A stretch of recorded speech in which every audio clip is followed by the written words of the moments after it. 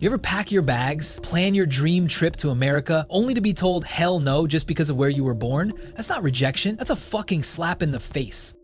Today we're exposing 6 Asian countries getting screwed hardest by US visa rejections. Some of these reasons, straight up racist, paranoid, and full of shit. Hit subscribe if you're done with the lies. Let's drag this truth into the light. But let's talk about Cambodia, a country where dreams of visiting the US are often crushed by a system that seems stacked against them.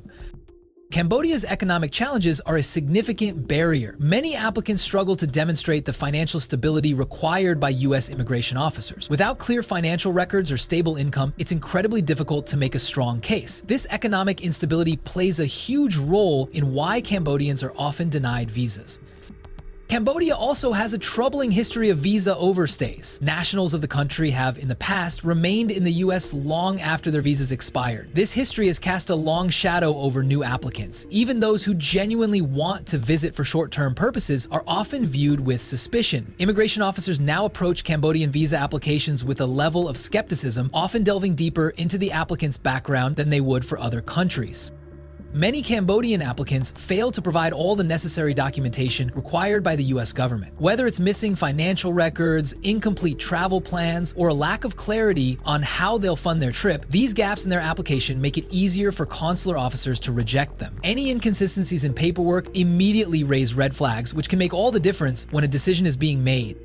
Ultimately, Cambodia's visa application process becomes a game of proving financial stability, trustworthiness, and intention to return home, all of which can be hard to demonstrate for applicants from an economically struggling nation. While many Cambodians dream of visiting the US for tourism, education, or business, they face an uphill battle in navigating a complex system that has built-in biases against them. And so, while it's not impossible, the reality for most Cambodians is that getting a US visa is an incredibly difficult and often elusive goal. The US visa process for Cambodians is fraught with challenges that stem from economic instability, historical visa overstays, and documentation issues. These factors contribute to a system that is difficult to navigate and often results in visa denials for Cambodian applicants. You want to know what gets under my skin? It's watching hardworking Vietnamese people get treated like criminals just for trying to visit or study in the United States. Yeah, I said it, treated like criminals, because that's exactly what's happening. The US visa system has turned into a goddamn roulette wheel for Vietnamese applicants, and 9 times out of 10, the wheel says, fuck you.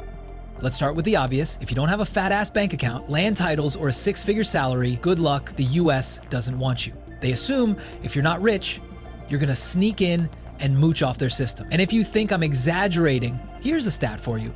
Vietnam has a rejection rate of around 46%, and for student visas specifically, the rejection rate is even worse. Meanwhile, white-collar crooks from richer countries get a free pass. And don't even get me started on overstays. Yes, 4.49% of Vietnamese student visa holders overstayed in 2020, but what about the 95.5% who didn't? What about the thousands of Vietnamese students who work their asses off in American universities, pay full tuition, contribute to the damn economy, and still get treated like they're lying? That's what pisses me off. Good people getting punished for shit they didn't do. Let me tell you about Lynn. She's 24, top of her class in Hanoi, fluent in English, got accepted to a US university with a full scholarship, but guess what? Visa denied. Why? Because she doesn't own property. No joke, she's 24, not a fucking real estate mogul, but that's what it's come down to. The US immigration system doesn't give a shit about merit anymore. They want receipts, land, cash in the bank, proof that you're not too poor to leave when your visa expires. Let me tell you about Lynn. She's a pretty girl, way too poor to leave when your visa expires. The system doesn't even pretend to be fair. It's built on fear, racism, and assumptions that Vietnamese equals flight risk. So here we are, good honest people like Lynn getting screwed while corrupt applicants from other countries slip through with faked paperwork and a smile. If this doesn't piss you off, you're not paying attention. Smash that like button if you've had enough of the hypocrisy, and speak up, tell me in the comments, have you or someone you know been burned by this broken ass system? And don't even think about leaving, because the next country on this list, oh, it's even messier. Let's talk about a place where the dream of visiting the US isn't just hard, it's damn near impossible. North Korea. Yeah, we've had countries in this list with high rejection rates, insane paperwork, and economic red tape. But North Korea, it's not even on the board. The door's not closed, it's welded shut. Let's rewind. There's this guy, Jun Si. Not a spy, not some defector, just a 29-year-old piano prodigy from Pyongyang who once heard jazz from a bootlegged USB. It's his dream to perform in New York. Sounds harmless, right? Not in his world. Jun Si would need to escape his country, somehow find a third country with a US embassy, apply for a visa, and hope the American government doesn't label him a national security threat before he can even open his mouth. You see the problem? North Korea has no US embassy, no consulate, no diplomatic ties. That means there's zero infrastructure for processing visas. If someone like Junso wants to apply for a US visa, they'd have to risk their life just leaving the country, then somehow survive long enough in a third country to get through the red tape. Except there's more. The North Korean regime controls who gets to leave. You don't just book a flight, you need state approval, which almost no one gets. Try leaving without it, you're facing prison, or worse. Even if they did manage to flee, the chances of getting a visa are microscopic. The US sees every North Korean citizen through a thick lens of espionage, nuclear threats, cyber attacks, and political manipulation. And let's be real, can you blame them entirely? North Korea has a brutal record. But what does that mean for people like Junso? They get tossed in the same bucket as state hackers and military defectors. No chance, no appeal, just suspicion. Here's the brutal truth. North Korea isn't just isolated politically, it's completely shut out of the US immigration system. There's no maybe, there's no we'll see, there's just no. Even tourism, student visas, or family visits, blocked. The system doesn't want the risk, period. Now let's flip it. How does that sit with you? Can we really preach about freedom and opportunity, but then label every single person from one country a threat? Sound off in the comments. I want to know what you think. And don't blink, because next up, we're heading to a country where the numbers look fine, but the rejection stories will blow your mind. Stick around, it gets darker. Let me tell you something, getting a US visa from Iran, it's a joke, but not the funny kind, more like a slap in the face. And if you think this is some bureaucratic nonsense, think again. This is real life shit we're talking about. Lives being ruined, families torn apart, and people's dreams crushed in an instant.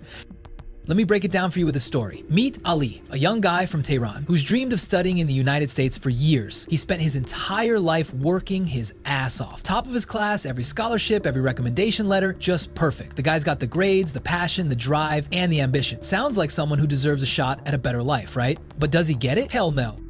Why? Because the US government looks at his name, his background, and his nationality and just assumes he's a threat, assumes he's a part of some evil plan. And you want to know the kicker? Ali isn't even remotely connected to anything shady. He's just a young man trying to get an education, to live a better life, to make his family proud. But no, in their eyes, every Iranian is automatically a potential risk. They look at him and say, sorry buddy, your country is on the no-go list, and slam the door in his face just like that. But it's not just Ali, this is everyone. The US and Iran, they don't get along, not since 1979. That's over 4 decades of history that no one's willing to move past. And all that political hatred, it spills over into every visa application. All Iranians get viewed through the same damn lens: suspicious, dangerous, untrustworthy. And it's not like Ali just casually applies and gets rejected. No, he has to travel to another damn country just to apply for a visa. Think about that for a second. A young man who can barely afford a flight to Turkey just to try his luck at a shot in the dark. He's spending money he doesn't have on a process that's designed to fail him from the start. And why? Because no embassy exists in Iran. Nothing. He's completely left out, treated like a goddamn criminal just because of where he was born. Let's not even get started on the real reason the US doesn't want to approve visas for anyone from Iran: national security. They're worried about espionage, terrorism, or worse. It's a sad joke. Iranians like Ali are trying to build a better future for themselves, and they get slapped with, no, sorry, you're a risk, just because their government has done shady shit for years. It's like punishing a kid because their dad screwed up. But here's the real kicker. Ali gets rejected over the smallest things. One missing paper, one inconsistency, one damn mistake in the mountain of paperwork he has to submit, and boom, application denied, over and over and over again. Meanwhile, the US government sits back assuming every Iranian is some kind of enemy, no matter how innocent, how hardworking, how much they want to earn their place in the world. Let me tell you this isn't just about paperwork. This is about lives being torn apart, about dreams being burned alive before they even get a chance to grow. This isn't about some distant political conflict. This is personal. And if you think this isn't an issue for you, think again, because these aren't just numbers or names on a list. These are people who would do anything to get a shot, and the US just throws them into the fire without a second thought. But hey, if you're just sitting there watching this thinking, oh, it's just politics, think about Ali. Think about his family. Think about what this rejection really means. His future crushed, his dreams wiped away. He's stuck and he didn't even get a chance to fight. Smash that like button if you think this system is bullshit. Share this video, let people know what's really happening. This is real and we need to make some noise. But don't go anywhere. Trust me, you won't want to miss what comes next. It's only going to get crazier from here. Stick around and I'll show you what happens when the next country tries to break through this insane barrier. Why are people from Armenia treated like criminals just for trying to improve their lives? Sounds harsh, right? But it's a reality many Armenians face when they try to apply for a US visa. And it's not just a few bad apples, we're talking about a whole country of people who are struggling with unfair bias in the visa process. Meet Aram, a 24-year-old guy from Yerevan, Armenia. He's been dreaming of studying in the United States, working towards a degree in engineering, hoping that the US will give him the opportunities he can't get at home. He's got the grades, the ambition, and a scholarship offer to back it all up. But when Aram walks into that US embassy for his visa interview, what happens? Rejection. Why? Because he's Armenian. It's not that Aram is unqualified, far from it. He's got everything in order, but here's the problem. The moment a visa officer sees that Armenian passport, they immediately assume he's trying to escape economic hardship or worse, stay illegally. It's like a death sentence for his dreams. And this isn't just Aram's story. It's happening every single day to thousands of Armenians. Why? Because the system sees a whole country through the lens of suspicion. The reality is, many Armenians have used the visa process in the past to flee economic instability and seek asylum in the US, creating a pattern of distrust that now affects anyone trying to apply. Take Nergin, a teacher who also faced the same brutal rejection. She had the chance to attend a prestigious teachers conference in the US, something she'd worked her whole career for. But when she showed up at the embassy, she was met with skepticism. The officer asked her, "How can we be sure you're not just trying to disappear and stay here?" What does that even mean? She's a teacher, she's dedicated to her work, but the system doesn't care about her personal story. They see an entire history of asylum requests and immediately assume everyone from Armenia is just trying to escape.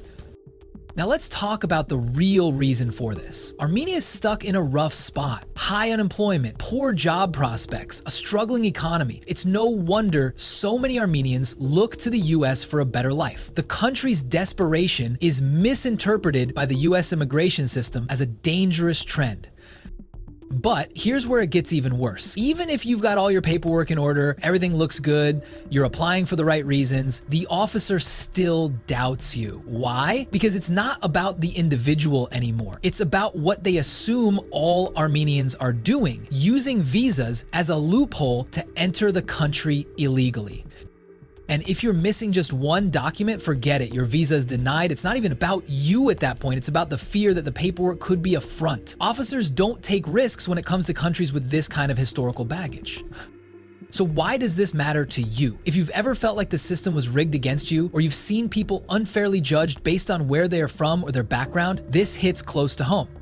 Do you think it's right for a whole country to be judged by its worst trends? Or should we look at people as individuals? Hit that like button if you think this is messed up and share your thoughts in the comments. Have you ever been judged based on something that wasn't your fault? Let's get the conversation going. And trust me, this isn't over. In the next video, we're diving into a whole new country with even crazier visa hurdles. You'll want to stick around for this because the story gets even wilder. Stay tuned. Ever feel like the system is rigged against you before you even start? Now imagine trying to get a US visa from a country where just being from there is a red flag. Sounds messed up, right? But for people from Tajikistan, that's their reality when applying for a US visa. Picture this. Rustam, a 28-year-old from Dushanbe, Tajikistan, spends his days fixing cars in a small auto shop, dreaming of a better life. One day, he gets a chance to attend an international car repair conference in the US. This could be his big break, meeting the right people, learning new skills, maybe even bringing back some tech that could help his shop. Why? Because Rustam's from Tajikistan. And if you're from Tajikistan, you're automatically seen as a potential visa overstay, or worse, a risk for illegal work. The US immigration system is looking at you through the lens of hundreds of thousands of others who've overstayed or worked illegally in the past. So despite having all his documents straight, Rustam's application gets denied. Why? Because the system's not looking at Rustam, it's looking at a history of labor migration, fraud, and economic desperation from his home country. Here's the brutal truth. Tajikistan has one of the weakest economies in Central Asia. Poverty is high, jobs are scarce, and people are desperate for opportunities abroad. This leads to something called labor migration, which sounds a lot better than escape from poverty, right? The thing is, Tajiks have a history of heading to countries like Russia to work, and when they get there, they often stay illegally. This pattern creates a huge stereotype. Tajik applicants don't just want to visit the US, they want to escape their country and never return. But it gets worse. Recently, fake documents have been discovered in Tajik visa applications. Fake bank statements, altered employment records, and bogus business ties. And because of that, every single Tajik applicant is under suspicion. Even if you're honest, even if you've got your papers straight, you're still treated like a potential fraudster. It's like getting slapped with a guilty until proven innocent label just for being from a country with a bad track record. And the consequences? A ton of denials, rejections, and frustration.